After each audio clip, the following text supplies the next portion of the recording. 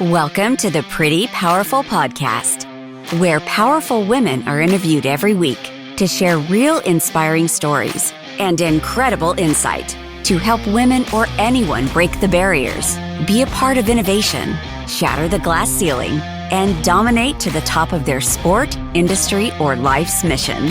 Join us as we celebrate exceptional women and step into our power. And now, here's your host, Angela Gennari. Hello and welcome to the Pretty Powerful Podcast. My name is Angela Gennari and I am here with Leen Kawas today. Thank you for joining us, Leen. Thank you for having me. I'm excited to talk to you because you have a super impressive bio, and I was actually just having a conversation with someone last night about how there's just not enough women out there as inventors and who are doing really cool stuff like this. So I'm excited to share with our audience your bio. So I'm going to introduce Leen. Leen is a human mother, wife to a wonderful husband, entrepreneur, inventor, visionary, and most recently, an inventor. She is the founder and executive managing general partner of Propel Partners. Lena is the co-founder of Athira, served as its CEO from 2014 through 2021, and a co-inventor of its lead drug candidate and several of the innovative drug candidates in Athira's pipeline. She started Athira with one person and within 6 years raised $400 million, taking the company through its public offering. According to Business Insider and GeekWire, Leen was one of only 22 female founders and CEOs to lead their company to an IPO. As of February 2021, she is the first woman to guide a company through an IPO in Washington State in over 20 years. And at the time of Athira's IPO in September of 2020. So, wow, how impressive is that? I'm so excited to talk to you. Thank you. So let's get started with what led you down the path of biosciences? Multiple things. And one of the key things that helped me work in an area that I'm passionate about are two things: my mother, yes, and the US of A. Yay! Good.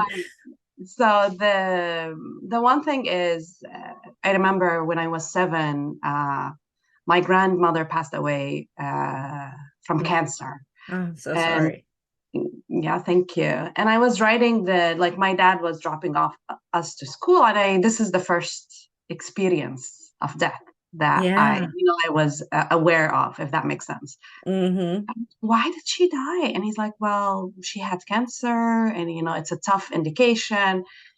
I was like, why didn't the doctor fix her? And he's like, there's no treatments for cancer. There's no cures. And that was in 1993. And I was like, or 1992. And I was like, I'm going to grow up and invent a drug for cancer. I didn't know what cancer was, Yeah. And he was like, yeah, go for it. You can do it. Mm-hmm.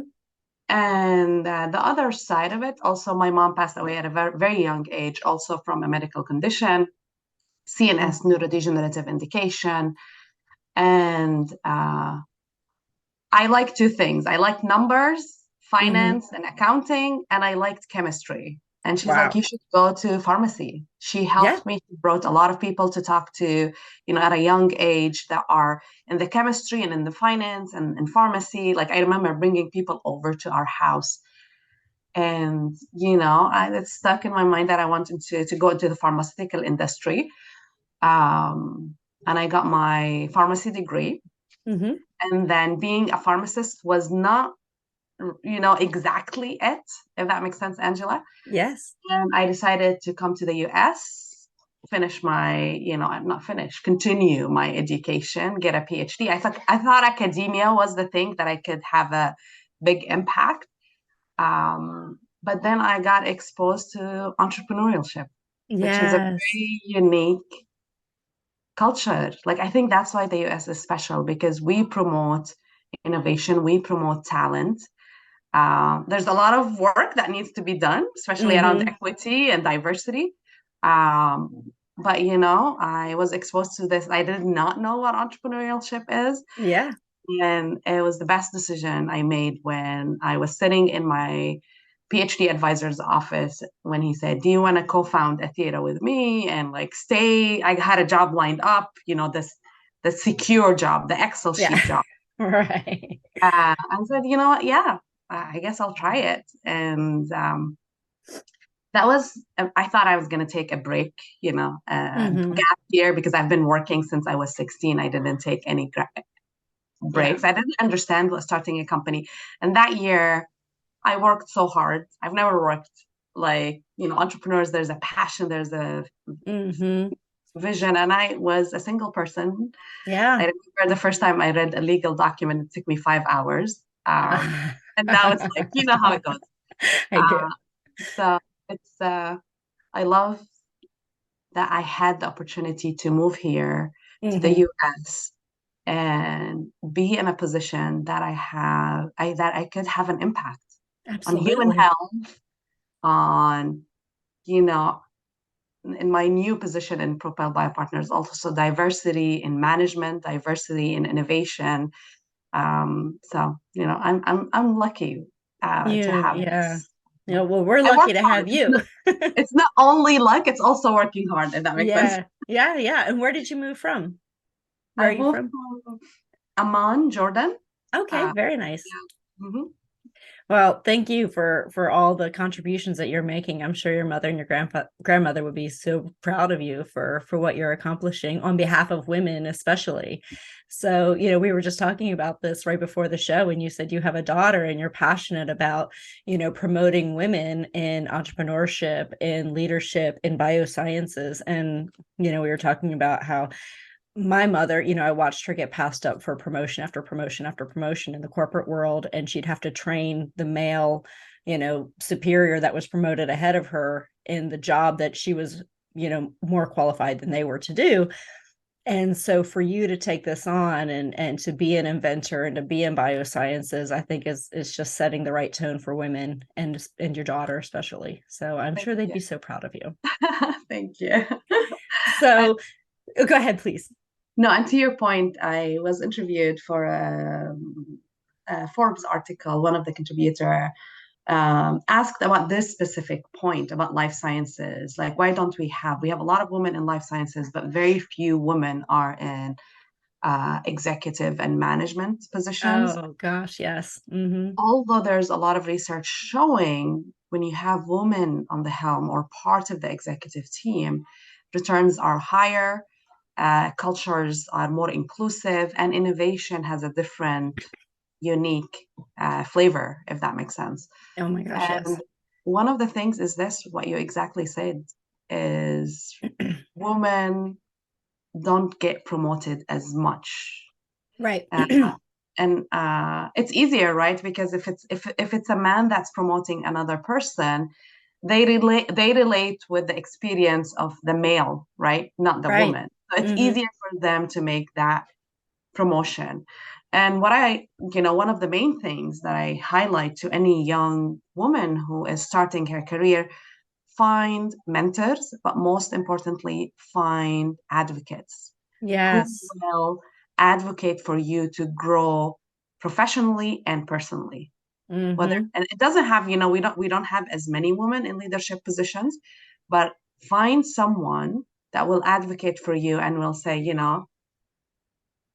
Christine, Angela, Leen is going to be the most valuable person that we have to put in this leadership position because of these aspects, and own it, promote yourself, talk about the other thing that women don't do about very well, which I love what you're doing, Angela, because you're promoting that, is talk about yourself and Yeah.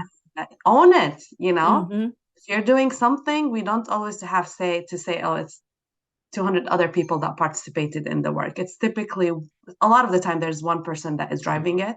Right. So I really appreciate what you are doing. And one of the things that resonated with me is from some of the work that you're doing is clearly telling other women to own it.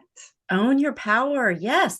Well, because what I have found is, And I actually had this conversation, like I was saying last night. I was talking to somebody who is very successful in his career, works for a great company, been there a long time. And the question, when he's talking about growth and, expansion and all of these things. And I said, so let me ask you a question. I said, with this huge company that you work for, a multinational company, how many women are in the executive team? He's like, well, none on the C level and none on the VP level, but we have directors. And I'm like, so middle management, basically. So why? And then none on the board of directors.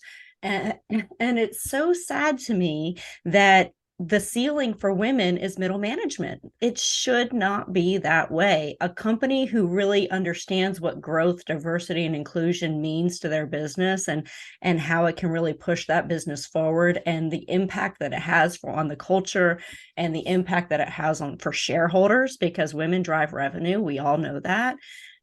Why are we stopping at middle management? Why are we okay with it? And I think a lot of it is that we give our power away. We don't sell ourselves into those roles. We allow people to tell us where we belong, and that's not okay. That's what we have to stop. So I'm, just in love with this feat that you accomplished of taking a company and raising $400 million and going into an IPO, because less than 2.7, or I think it's 2.7% is the highest it's ever been, women run companies get venture capital, which is crazy. So let's talk about that. Let's talk about how you raised that money, what that meant, and how you went about it, and then how investors can make a bigger impact in investing in women-owned companies. Yeah, I mean, in 2014, it was one person, Angela. It was me. Mm-hmm. I took a technology from Joe Harding's lab. He was my PhD advisor. And I didn't understand what entrepreneurship is fully to the full. Now I love it. Now I breathe it. It's in my DNA, but I didn't know. Yes. And Yes. Basically, it's not easy. I remember the first time, and this came from another woman, when I, launched the company in Seattle. A few people said, Seattle is a city that does not invest in women. Oh, wow. And I'm like, what? No way. I didn't even register. I was like, Yeah. oh, Yeah. no, I don't believe this. People invest in talent, people invest in innovation. Right. And then I was, I remember this meeting also. There was three investors. Okay. One of them, after I think I did an impressive presentation, Sure. And then towards the end, one of the three investors started bragging about another company he invested in. And I know that company, and the CEO is similar age. Everything is very similar, background, everything, except he was a man. Okay. Uh-huh. Yes. And then he kept bragging about the company. And he said, the only concern about Athira is her openly. And I was like, I would love more feedback. Explain to me. He's like, you're young and you don't have experience. Oh my goodness. And in my head, I was like, you just finished bragging about a person that is exactly me, but has the Y chromosome. Right. And I was like, okay, that sounds, Wow. I cannot change that. But what happened is I had two advocates with me in the meeting. That's what I'm saying. And they were people who he could relate to. Uh-huh. And they said, one of them was a serial executive CEO. He's like, she is a better CEO than me. And I have over 20 years experience of being a CEO. Now, he didn't end up investing, but that's his. I never took it personally. That's the other thing. It's his own bias. It's not me. But the other two, wrote my first million. First million. I had other investors come in earlier. And I remember taking that check and going taking it. It's insane, right? That's awesome. Yes. But I experienced that throughout. And for me, it was like, well, it's sometimes I am able to change it. Sometimes Yes. I remember one of my dear friends right now who told me, you're the first woman I invested in. And because of you, now I have a number of women-led companies. Yeah. If I took some of the things he said at the beginning personally, I would Mm-hmm. have never been successful. Uh, Mm-hmm. and I gave opportunities for other women that he invented. And he said, they are the companies that are doing very well in my portfolio. Are Yeah. the women-led companies. But also, like, from the other side of things is, I think it's also partially my background, my mindset, the way that I grew up. We did things differently at Athira. Yeah. I built a very innovative team, the core team. I'm so proud of that team and what we were able to achieve together to do things differently around drug development, patient centricity, which is something I Yes. would love to talk about, like Yeah, for clinical sure. trial recruitment, also representation of clinical trials. We've built a team that did not think about barriers. We've only thought about solutions and how can we do things better, different, with a mindset that we are serving the key stakeholders, which are the patients. Well, And thank if you for we saying the key stakeholder is the patient and not the shareholder. Thank you for that, because I think that is part of what makes women in business better. I And think do you that's know why? Because I always explain, don't track the stock price. yes. Track the success and satisfaction of your customers, and in life science, it's patients. Yes, it's the better Because then foundation. it's gonna drive value long term. Don't have the short-sightedness of like, oh my God, the price today is up 5% down.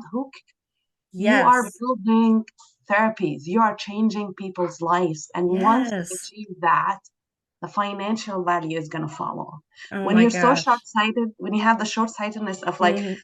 I need to create an inflection point, or then it's like, no, do the right decision for the product, for the patients, for the caregivers, for people.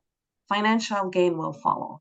That's Uh, exactly right. When you're following your passion and you're doing good in the world, it will come. If you're focused on the share price, you're not building a foundation. You're you're not building building a a company. temporary success that's going to fall apart. It's going to fall apart. And so, and I think this is why, as a woman-led company, you were able to raise 400 million and take it to an IPO. With this idea, you are one person raising money. That's incredible, incredible. one, And one, so, one person, and sometimes I had I lived, you moved to Seattle and New York yes, City. I rented an apartment and rented a cubicle. And then someday, like some months, I'm like, oh my God, do I pay for the cubicle or pay for the apartment? Like I yeah, have nothing. yeah, Okay.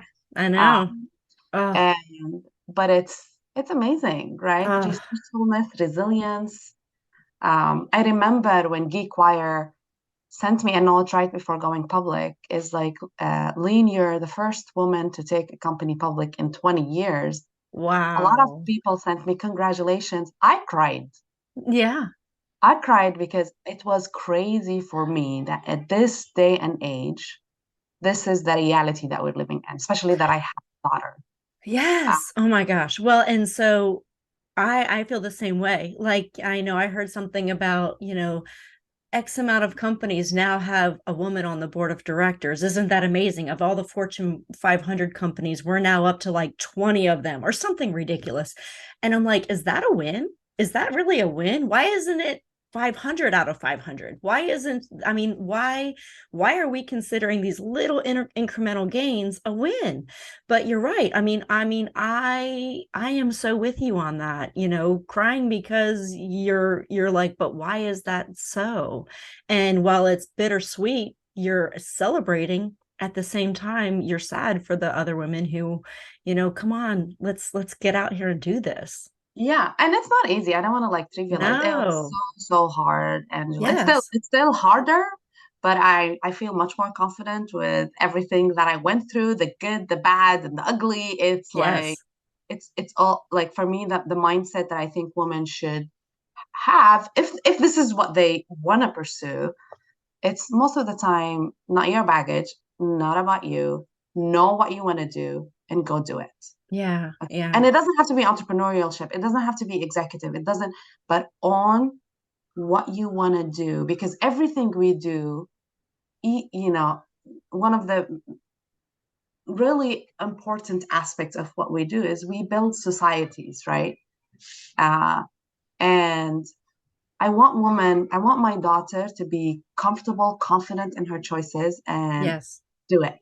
Uh, and most of the time, it's not your baggage. If someone has bias against women, Yeah. try to help them to get rid of the back. Have an open mind. It's not Hmm. about you. It's the baggage and the bias that they come with. And if Right. you're able to help people to get rid of some of the, it's a win. Like Hmm. Jack, my friend, like for him to tell me you're the first woman I invest, that was like, this was not a sad moment for me because I enabled a change in a man and he Yes. counted the other companies. So try to be part of the change. It's hard, but it's not impossible. And find the right people around you. You're not going to be always successful in finding the right people around you, Yeah. but surround yourself with the right people and propel yourself forward and others with you. I love it. Gosh, that's so great. So, you were talking about being a mother and kind of what that means in terms of like your daughter and exhibiting the right things for her. So how has being a mother changed you as a CEO, as an entrepreneur, as a leader? That was one of the being a mother was one of the most critical transformations that I Really? had as a leader. Absolutely. Wow. Uh, I had two children, and in the both pregnancies, I had tough periods. It's Uh-huh. because like there's the pregnant woman lens, if that makes Yep. sense. Yep. uh, I had someone in one of the board meetings, which I was like 2 weeks away from having a child. It's like, what Wow. if you die? What if you die? Do we have a transition plan? I'm like, are Oh you my kidding me? gosh. Of course, the scientist in me is like went and did research and was like, do you know that there's higher probability that you will die driving your car than me dying having a baby? Thank So you. should Yes. you stop driving a car? Like just Right. help. Uh, but that was me like when I was like getting worked out to that. And now I don't like, yeah, sure. I Yeah, might yeah. die, but it's all good. Yeah, right, right. Well, And I but think that's fascinating. that just to tell you about my husband, okay? Uh-huh. He's the person that I love the most, but I Uh-huh. also the one who annoys me the most because he has these like uh has these like moments when says super wise things that's like, Uh-huh. okay, that's great, but you're annoying. Uh, I remember when I was pregnant with Noor, my first child, who was one of the biggest inspiration for me. He said, "Why are you nervous that you're pregnant?" I'm like, "Well, there's expectation. People think that I'm going to lose my focus." And he's like, "What are you talking about? We're only different because you're carrying the baby right now. But once you have the baby, we are equal. We are both parents." That's true. Yes, absolutely. And Absolutely. I Good was for like, him. oh my God, like this guy, he's the best decision in my life that I decided to Mm, marry him. mm-hmm, But, as soon as I had my first child, there's something that changed in me. mm-hmm. That was the impact on me, if that makes Right, sense. Other women might not experience the same thing. And if they don't want to be mothers, that is absolutely right. Because we experience different pressures from the right. society versus professional. Men is like, it's the same type of expectations, Oh, yeah. career. Doesn't really change. For Yeah. society, we need to be mothers, we need to be the perfect mothers, Hmm. and then career, you need to be like career. It's not the Hmm. same. But it's the same. What happened to me is I became a better leader, Hmm. more empathetic. I Yeah. learned at that before having a baby, you're so flexible. I learned how to manage time better, how to prioritize goals, how to Hmm. become more effective and efficient.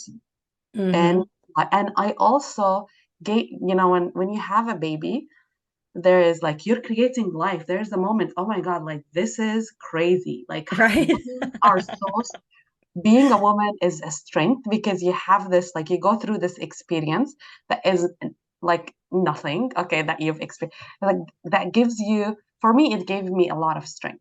Okay, I don't want Yes. to say everyone should have strength because every experience is unique.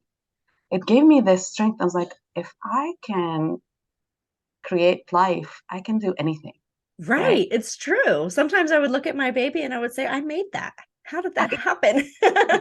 And like the pain that we go through and the resilience, right? Yes. And length, Yes. like my first baby, I had like my labor was 30 over 36 hours. Wow. My husband was sleeping on the couch, and I was like, when I look back, and when I had my baby, I'm like, my mom had 4 children with no epidurals. Oh, That's another thing, is like there's an appreciation. It's like, oh my God, she's a superhero, yeah. right? No. You're a superhero. We're superheroes, right? I We mean, are that's, superheroes. I agree. and then try negotiating with a 4-year-old. Yeah. Negotiation skills, communication skills Mm-hmm. improve because Mm-hmm. you need to, when you're working with your children, you need to change your level, right? Whether it's sometimes they beat you, sometimes so you need to Mm-hmm. have the ability to go to a certain level, down or up, which is the same thing in any organization. As a leader, you need to Absolutely. understand the details. You need to appreciate every person the function of every person in your organization and understand it at different levels. So for me, my children helped me grow as a leader. It was one of the most transformational, become a more empathetic, better communicator. For me, I want to highlight it's only me. Other women are different. Other people Mm-hmm. are different. I felt I became a more complete person. Yes, I would agree with that wholeheartedly. But again, it's for me. Other women might not. It Mm-hmm. might be the most foreign thing for them, and they Yeah. find their passion in different ways.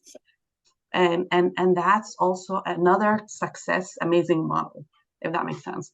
So uh, people freak out about being woman. I remember one, it's a sad thing, another, like a colleague that we were in the airport. He is much older, and we were in the process of hiring someone. One of our employees was pregnant. And she went out only for 1 month. Okay, like 1 month. Yeah. Like I freaked out when I saw her. I was like, "Are you Sure. freaking crazy? Like, don't do what I do. Like, there's Right. no expectation." She's like, "No, no, I'm ready." Mm-hmm. So had no impact. And then the comment that he made, that he said, like, basically, let's make sure that if we're gonna hire a woman, that she is not in the birth like Oh my stage. gosh. Yeah. And I was like, that's not Oh, okay. That is not okay at all for right. you to even think about it. Okay. I was Mm-hmm. like his boss, so I could like say that. We didn't have thankfully, no HR was around, but I was like, you cannot say that.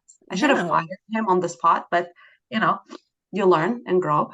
Yeah. Uh, but having children can be empowering for some people. For me, it was super empowering, and I love it. Yeah. It's the best thing for Yeah, me. it really is. Well, and it forces balance, right? So it does. It forces balance on you, and you start to prioritize differently. Time management is different. Everything is different.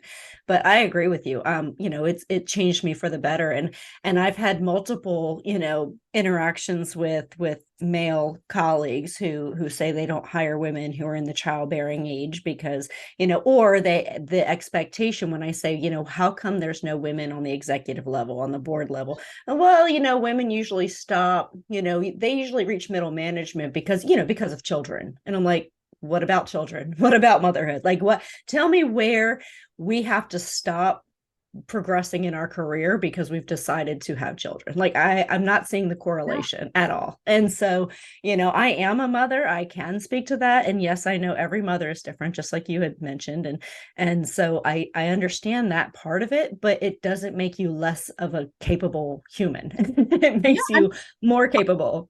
On the other extreme, my colleague Jim Harding, he's a father, amazing father, Mm-hmm. amazing colleague, and I wrote a blog about working mother, and he's like, the last part also applies for men. I was like, can you explain to me more? He's like, when we had our first child, I Mm-hmm. wanted to be a full-time parent. but Yeah. it was an issue for everyone. But Mm, it was what I wanted, but I couldn't. yeah. So I'm like, now I'm passionate about if you're a human being and you Hmm. decide you want to be a parent, of course I'm more passionate because I'm a mother, like I can. Yeah.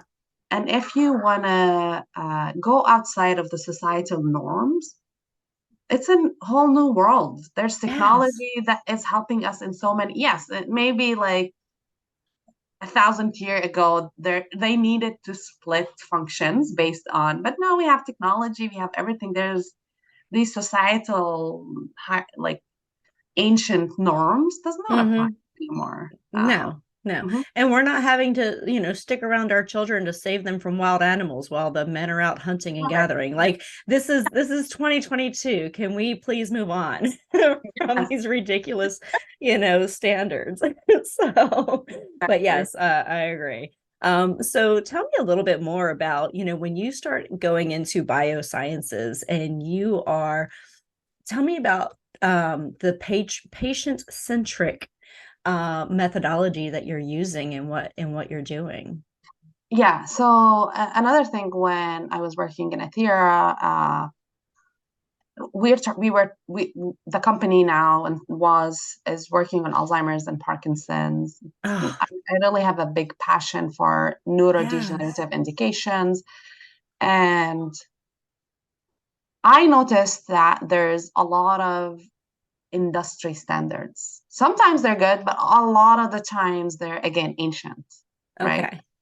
And a lot of time, have you thought about even from the discovery stages, like, oh, we're so far away from patients. Like, no, you have to think about the patients very Yeah. early on and ask them Yeah. about like what is really important for you. Because if you're developing a drug for a symptom or a issue that is part of the disease but doesn't bother the patients or the not the most or the biggest need, it's not as impactful, if that makes Mm. sense. Mm-hmm. So I went and I like interactions with the FDA, interactions with the clinical sites, like we've done something very different.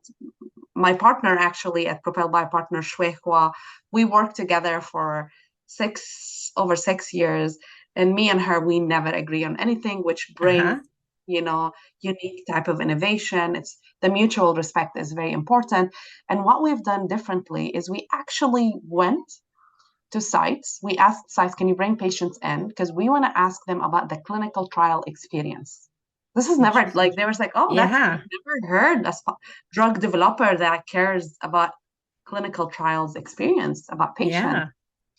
And really, we asked them about how is your typical experience? What are the things that really create anxiety? What are the things that you enjoy in clinical trials?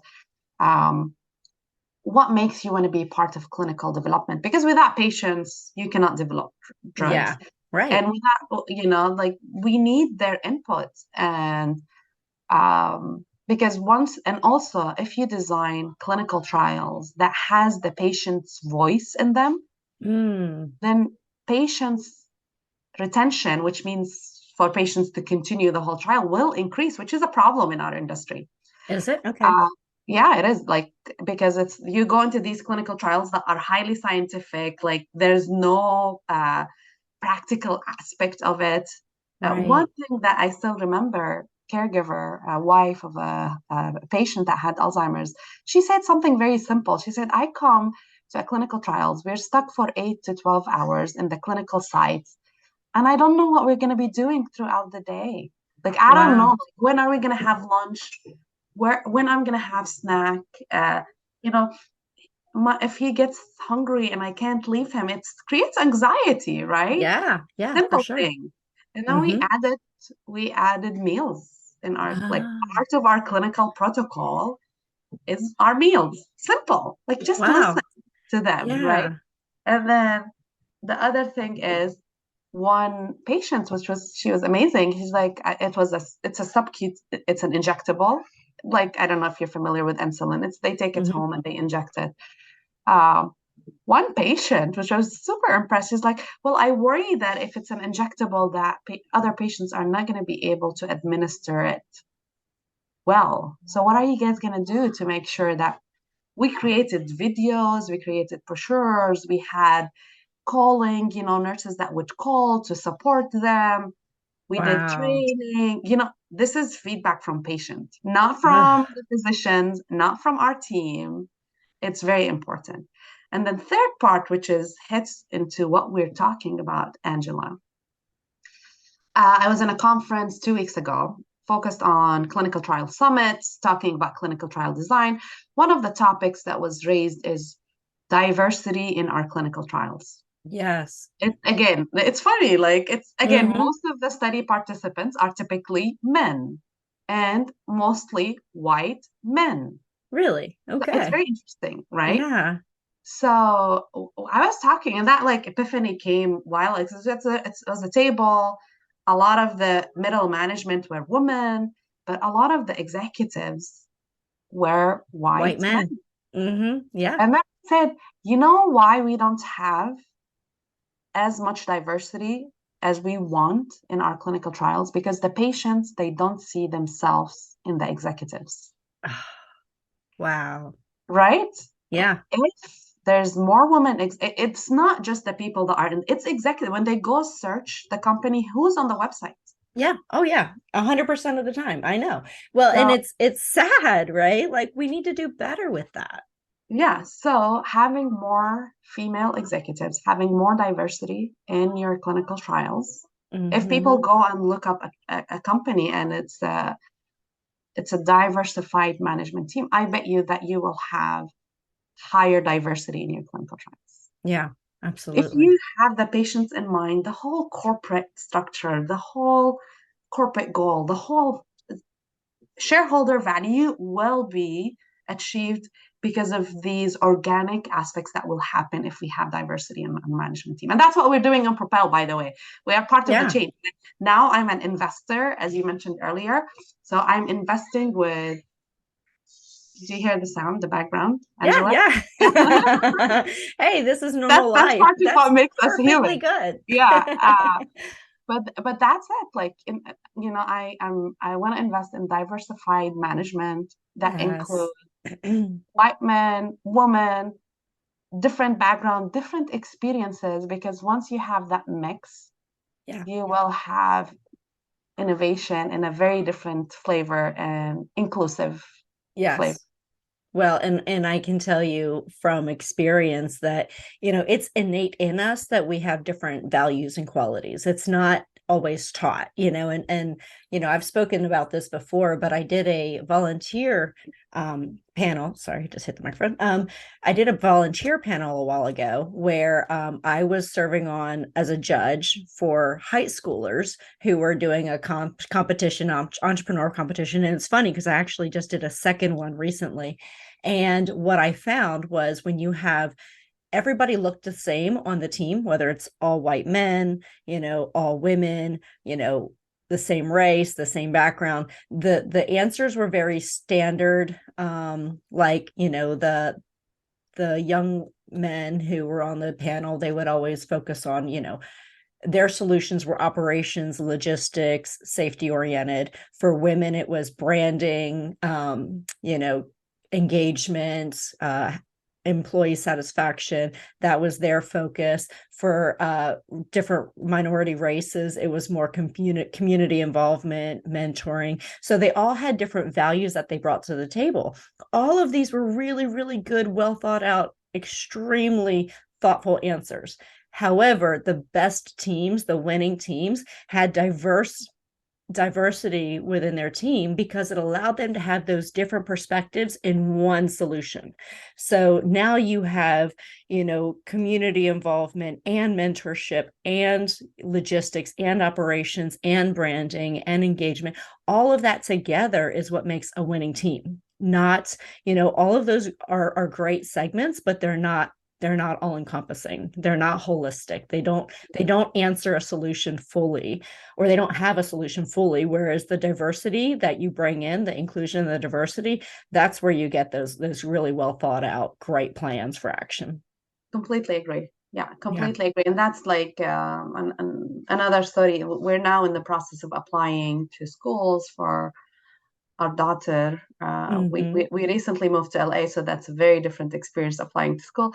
And Right. one of the schools that we were talking to, this is what you said is what resonated with me, is that they are intentional in creating projects with diversified teams, Yes. because the solutions and the outcome of the project is inclusive, more like they use more. Shout out for Mike. I'm not going to say the name of the school, so Yeah, they yeah. don't. But Mike, he said, it creates more palatable solution and message to a broader audience. Yes, yeah. So yeah, exactly what you said, and I love it that now there are schools who are aware and intentional, because it starts from Mm-hmm. there, It right? really does. Yeah. Well, and it starts with people like you who are out there leading the way in biosciences where there's not very many women, and getting to that executive level and being, the first, hopefully of many who have taken their company to an IPO. Like it's extraordinary, but it takes women like you who are out there doing it and fighting those battles, because the battles become easier once you've set the standard. Once you've said, look, this works, here's why it works, and you've shown that it works, then, like you were saying, you were part of the change with, the gentleman who invested in you, and now he's investing in other women. Like, it takes trailblazers. It takes women like you who are willing to fight the battle and then go out there and show the results of what you're doing. Yeah, So exactly. And another point now, I also co-founded a venture firm, which there are very, very few women who start yes. business investment firms. Yep. It's even like fewer numbers than companies, which is really, interesting. And in the life science industry, it's even less. Yes. It's very Mm-hmm. Mm-hmm. just Good for you. yeah. The basically it's starting an investment firm in life sciences. There are very few women who have been in my position, right? Again, I have Yes. Richard Kane, who invested in my previous company, Athira, and immediately as I became available, he called me up within 30 minutes. He's like, I want to start a fund with you, because I spent time with him. He has three daughters who are also trailblazing Yeah. entrepreneurs and scientists, and it's amazing, and it takes people like Rick Kane, who's raising strong women, but Mm. also supporting strong women, Yes.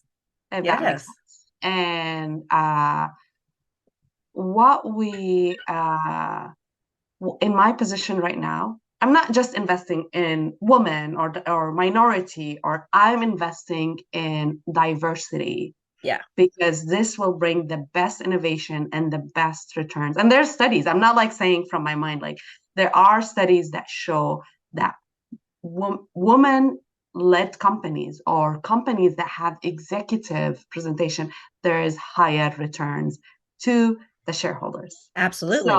it is like based on science. So It why really wouldn't I is. increase my chances of a higher return, right? Yeah, exactly. Isn't this something that everyone wants when they're making an investment? Well, and if I'm going to invest in a company on Wall Street, women-led companies on average show returns of 30% plus over their male counterpoints. Exactly. So why aren't we doing that? Why aren't Yes. we advocating that more? Why aren't we championing this all the time?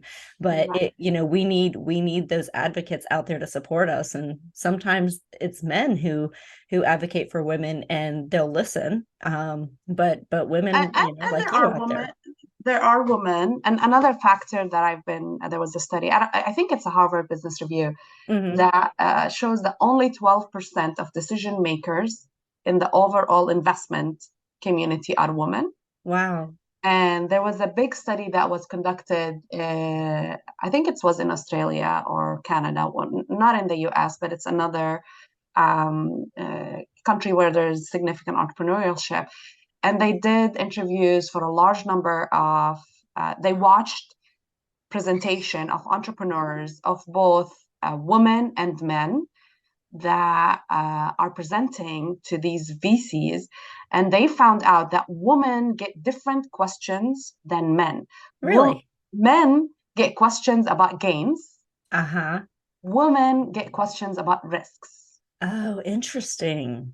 And they also continued this study and showed that entrepreneurs that get questions about gain, I think they get 3 times more funding than entrepreneurs that get questions about losses or risks. Wow, So that's there's always incredible. all like bias in the investment in decision making, like, and you know that should Mhm. I, now that I'm in the investment, community, this is something I'm working towards. Like, we Yeah. need equitable process as we're evaluating technologies. You need good team, resilient entrepreneurs, innovation, and technologies that can change people's lives. And if you Uh-huh. just look, and honestly, like as we go through our due diligence checklist, which is long, I'm finding that more women fit, like, I don't want to, like, now I'm being like creating bias on the other side, but I think because now women have to show more to get Mm-hmm. funding, they're typically more prepared. Yeah. uh, Yeah. so because there is an entrant, like there's bias already in the process, I think women are preparing themselves for these type of fundraising in a very different perspective because of their experiences. So do you find, and this is a study that I had read about, but I have found, or there was a study that showed women typically ask for less money than what they need, and from a bank and from an investor. So they will typically go in with the minimum amount that they need, whereas a man going in asking a bank or an investor for money will typically ask for more than what they need. And so there's a real imbalance of who is getting how much money, because women won't ask for as much because they want to be very careful and conservative, whereas men will be a little bit more, you know, kind of, big picture. I want all of this money. And so they'll typically walk away with more money invested in their companies as well. I think you're right. Uh, Mm-hmm. I What I found is budgets, Mm-hmm. financial projections, and cash runways are more thought through in women-led companies. Yeah. Uh, Mm-hmm. and but as part of being an investor with an entrepreneurial background, I give feedback on these things. That's part of what we do at Propel. It's really help them understand that there's risk. You need to build margins. I haven't Mm-hmm. thought about it in this lens, but I think, just going through quickly the large number of companies, I think there's some truth in Yeah. but based on I want to share with you, there's also external bias, I think, but Mm. it's an N of one.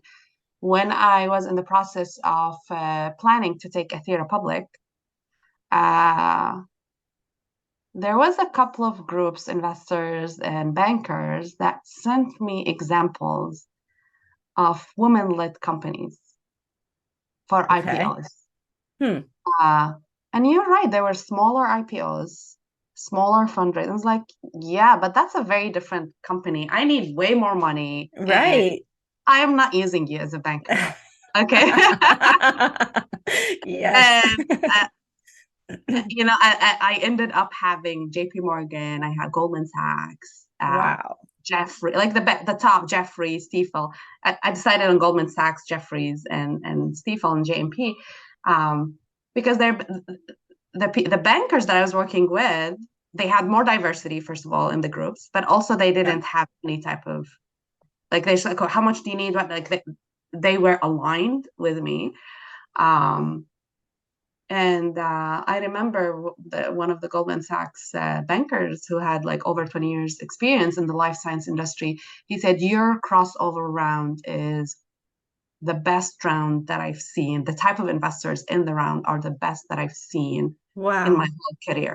Of course, Wow. also, like because again, I was a woman, I experienced that we get asked a lot of questions, so we had like super preparedness. Hmm. I've always told the team that we need to it's maybe it's silly right now, but I told them we need to know about our space more than anyone else. I don't want Yeah. to be in a place where I'm being asked a question that I'm embarrassed that someone else knows more than.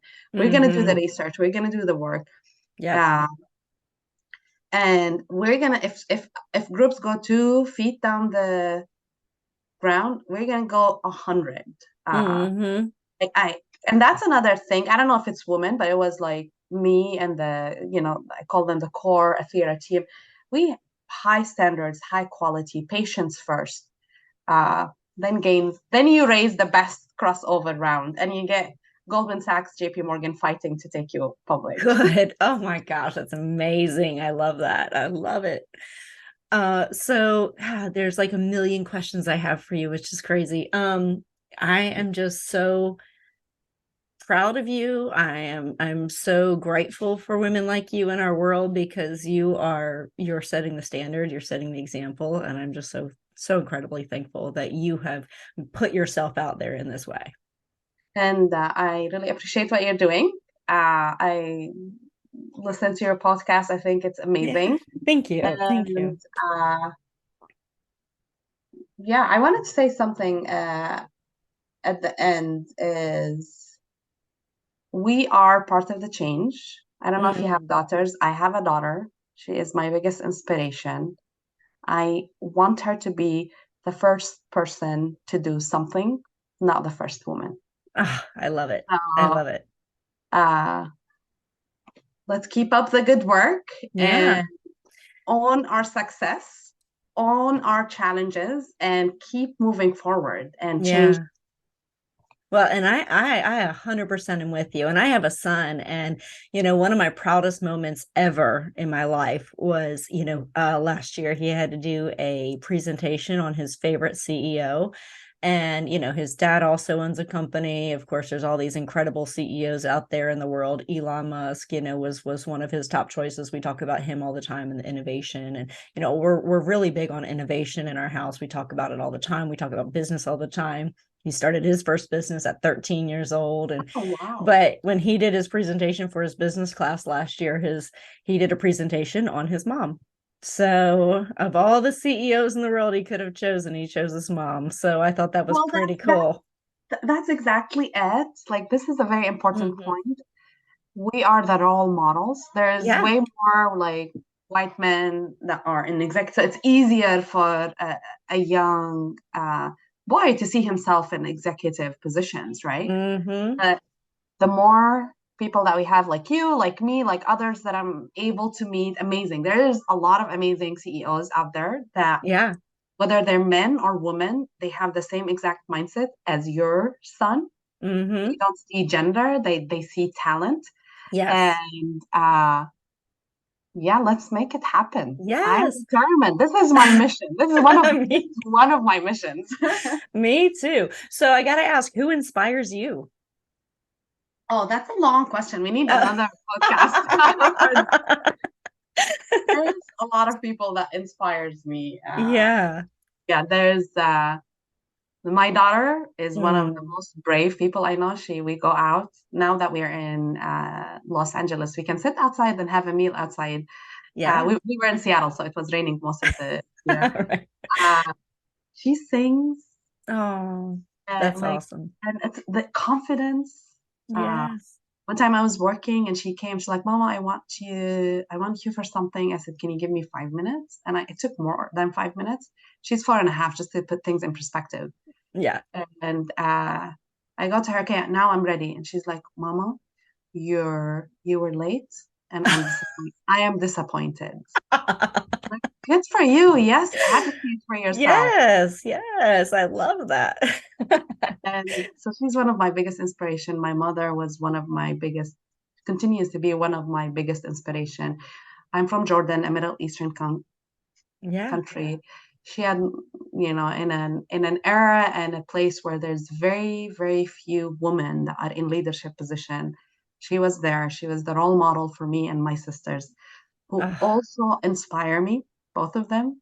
Yes. They're both PhDs. They followed their passion.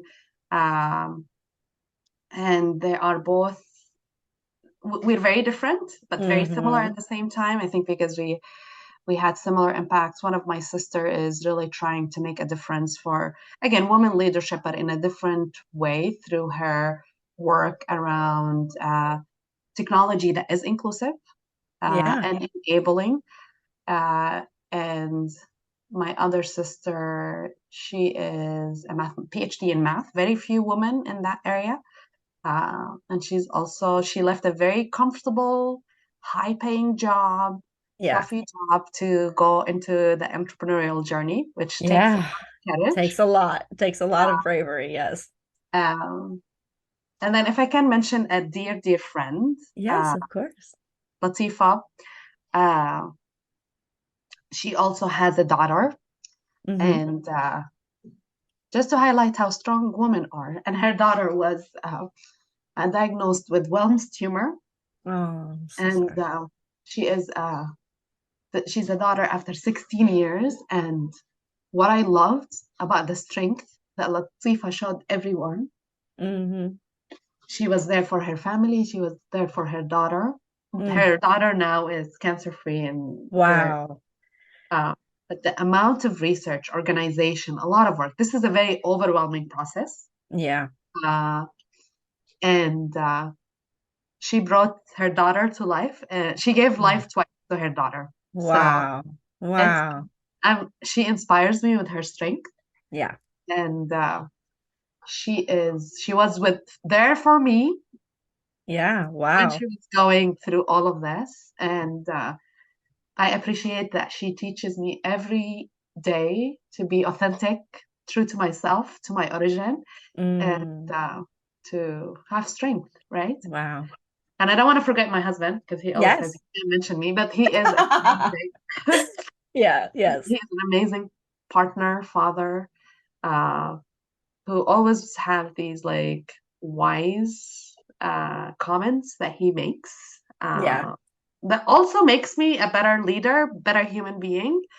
And the US inspires me. I love this country. If I'm not clear, I love the country. We're going through a lot of divisions right now, but the US, it's based on hardworking people that are looking to create a better world. So I love the US. That's the whole country is fine. Across Thank all you. the colors. I can appreciate that very much, because you're right. It is the land of opportunity. Very few places in the world will give you the type of opportunity that the US will give you. So I think that's very valid. It would have been almost impossible for someone to contain me. Like, if that makes sense. I love it. So I'm going to ask a question that and to me, I just feel like you're so inspiring and you're so powerful. I find it hard to believe that you would ever give your power away. But tell me, as women, I mean, we give our power away all the time, right? We give credit to people who, we should take that credit, or we walk away when somebody criticizes us or puts us down. So can you tell me about a time that you gave your power away, and then another time that you stepped into your power? Yeah, I mean, of course, like, you have to navigate the biases, right? You cannot just, and this strength didn't come overnight, right? I went through a lot of experiences that gave me a lot of confidence, if that makes sense. I mean, when I was at Athira, a lot of the time I would come up with something, and then I would be like, oh, like, good job. Like, I would give it to another, just because I wanted to focus on the team, and and all of that. With the board of directors, I would like praise someone on the team, although it's my work. It doesn't really impact anyone. During a moment in Athira, as I was considering to build the management team, I remember Tachi Amada. He's a very dear mentor. He passed away last year, which was a very big loss to everyone. I remember going into his office and asking him, "Hey, Tachi, do you think I'm the right CEO for Athira? Or do we need to find someone else?"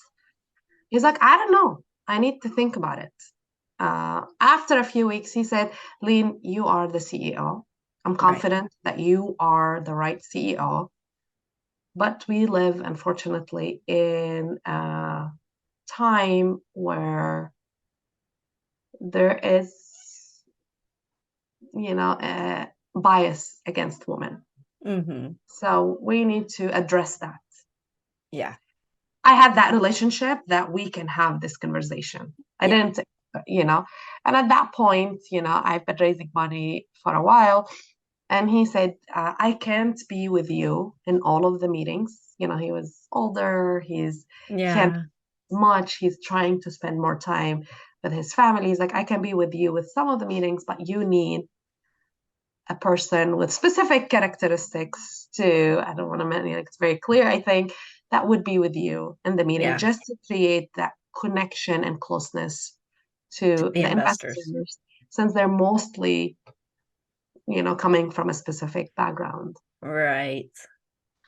And, I hired for specific, which was very different than any other hires I've done. But now I learned that no, I'm never going to carry weight. I'm never going to hire someone that I'm going to end up doing their job. I'm Propel. I learned so much. But again, it's a learning opportunity. I'm not taking it as a negative thing. I was like, oh my God, if I didn't go through this, I wouldn't be the person that I am today.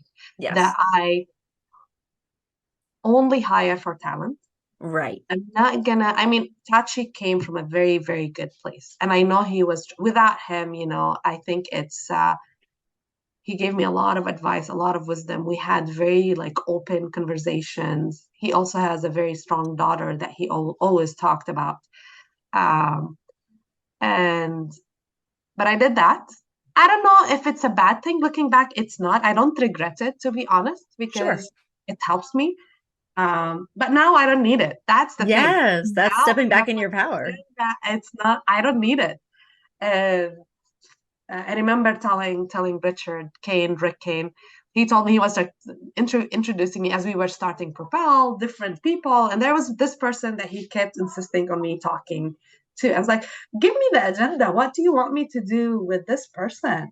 I don't know. I talked to him, but I'm not sure what you want me to. He's like, maybe we can find a way to have him work with us. Huh. And I was like, no. No more hiring a person and carrying dead weight. I said, if you want to hire him and manage him, go ahead. I am not. Right. And if you have any other, I talked to him a few times, he's not the right fit. And he's not going to be the person that is going to, even starting a fund, it is starting a fund. It's a lot of work. Yeah. And I need someone that has the experience. And tenacity. I have amazing advisors. I have amazing advisors, and I handpicked them based on, okay, these people, I worked with them for a while. I know they're going to do the work. They have the experience, and they're going to be engaged. It's not, and no longer using names or pictures for anything. So that was a moment where, and I was worried, is Rick going to feel uncomfortable? He's like, sounds good. Never going to bring it up again. Thank you. Wow. Awesome. Awesome. All right. So one last question. What do you wish more people knew? About me or about? Just about life. About life. What do you wish more people knew? I don't know if I wish more people knew. I wish more people acknowledge that in our differences, we are stronger. We are stronger. And that at the end of the day, regardless what you do, regardless where you are in life, regardless of your past or future, we are all humans. Yes. Our basic needs are similar. And I've had a lot of people who showed me kindness, support. And this is way more important than anything else. And the second part, for entrepreneurs out there that are raising money, since now I'm on the investor side and I was on the entrepreneur side, when investors say no, know that it's most of the time not about you or about your technology. It's just not the right time. Yeah. Try to use it as an opportunity to take advice from people who see a lot of companies to improve your product, improve your company, and propel forward. I love it. Yes. Thank you. Thank you. Thank you. I'm so excited. This has been such a great conversation. I think we're going to have to do a follow-up to this because I still have like 100 more questions. I just could talk to you forever. So thank you so much, Leen. You have just been an amazing guest, and I'm so grateful for you, for your tenacity, for your drive. I'm just so grateful. So thank you. I'm grateful for everything you do as well. Thank you so much, Angela. I really enjoyed this. Yes, me too. So thank you guys for joining us on another episode of Pretty Powerful Podcast. You can learn all about Leen if you go to prettypowerfulpodcast.com. You can check out her links, and highly encourage you to do so. She's an amazing woman to follow. So thank you, Leen, again for your time today. And I hope everyone has an amazing day. Thank you for joining our guests on the Pretty Powerful Podcast. And we hope you've gained new insight and learned from exceptional women. Remember to subscribe or check out this and all episodes on prettypowerfulpodcast.com. Visit us next time. And until then, step into your own power.